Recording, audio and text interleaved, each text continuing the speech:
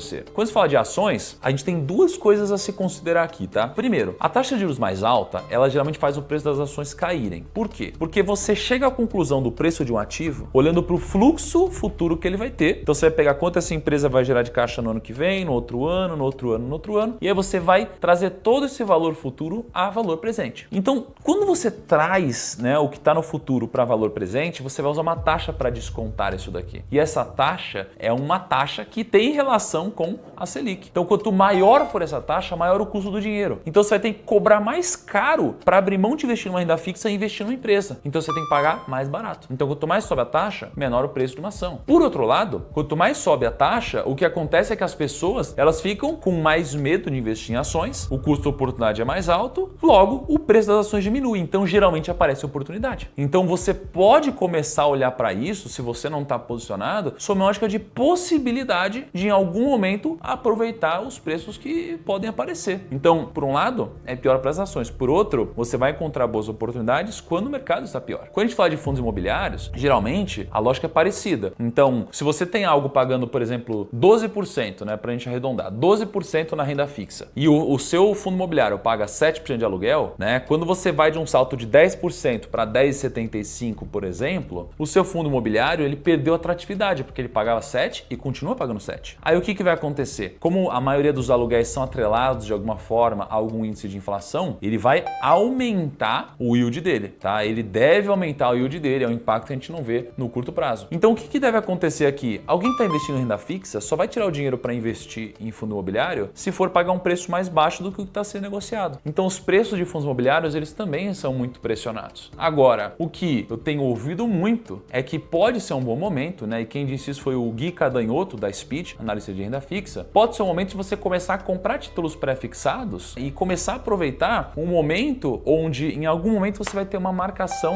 a mercado dos títulos de renda fixa. Porque quando você investe num título pré-fixado, pagando, por exemplo, 12% ao ano e a taxa está 12%, se a taxa cair para 2%, concorda que esse título que você tem, ele vai valer muito? Então, você vai poder vender para alguém por um preço muito alto, porque no mercado paga 2%. Você pegou um pagando 12%. Então, esse seu título, ele pode ser negociado no mercado secundário e ele pode se valorizar se a taxa de juros cair, o que pode acontecer depois de um grande ciclo, porque o país aumenta a taxa de juros para conter a inflação, só que aumentar a taxa de juros também diminui o incentivo ao empreendedorismo. Em algum momento a gente controla a inflação e aí o país ele decide diminuir a taxa de juros de novo para o país pegar tração, começar a vender, contratar, empregar pessoas e fazer a roda girar. Então a economia é composta de ciclos. Então,